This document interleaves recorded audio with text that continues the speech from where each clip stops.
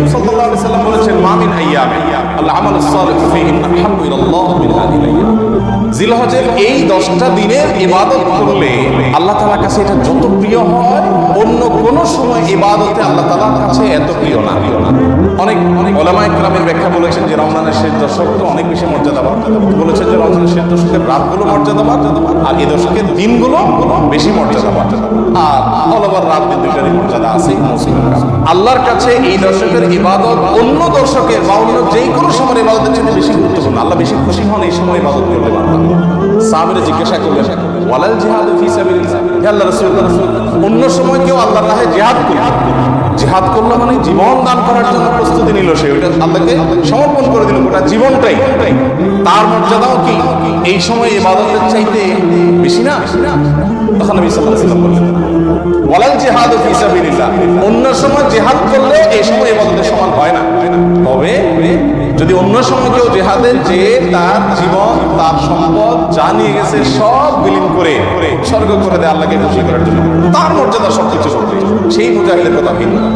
বাকি সাধারণ জিহাদের চাইতেও এই দশকের ইবাদতের মর্যাদা আল্লাহর কাছে অনেক। ভাইরা আমার, আমি খুব আকুতি করি সব জায়গায় সব সময় যে এই দশকের ইবাদত আমরা সাবকন্সিয়াসলি মানুষ জানি না। আমাদের মানুষকে জানাতে হবে, জানাবার জন্য কিছু কাজ করতে হবে। সাহাবীদের কেউ কেউ এই দশক শুরু হলে এই দশকের 10টা স্পেশাল আমল আছে, এই আমলগুলো করবার জন্য কেউ কেউ বাজারে চলে যেতেন, উদ্দেশ্য অন্যদেরকে জানাতে।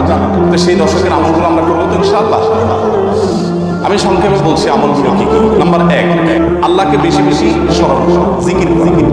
আল্লাহ সুবহানাহু ওয়া তাআলা কোরআনে কারীমে বলেছেন, নির্দিষ্ট দিনগুলোতে তোমরা আল্লাহর জিকির করো, বেশি বেশি স্মরণ করো। আল্লাহর স্মরণটা বেশি বেশি করো। আল্লাহর স্মরণ কিভাবে করবেন? যত কোরআন জিকির আছে সেগুলো করবেন, কোরআন তেলাওয়াত, সকাল সন্ধ্যার জিকির, উঠতে বসতে জিকির, দোয়া, সেগুলো পড়বেন বেশি বেশি।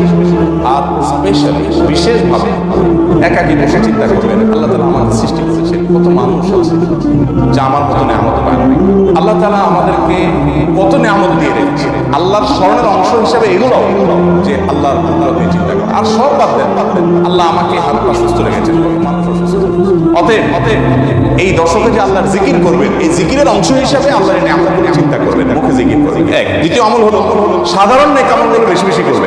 সাধারণ নেক আমল যেমন কোরআন তেলাওয়াত করা, দান সাদাকা করা, নফল রোজা রাখা, তাসবিহ তিলাওয়াত করা, ভালো কথা বলা, সৎ কাজের আদেশ দেওয়া, অসৎ কাজ থেকে বাধা প্রদান করা, এই রুটিন ভালো কাজগুলো, নরমাল ভালো কাজগুলো পরিমাণে বেশি বেশি বেশি বেশি।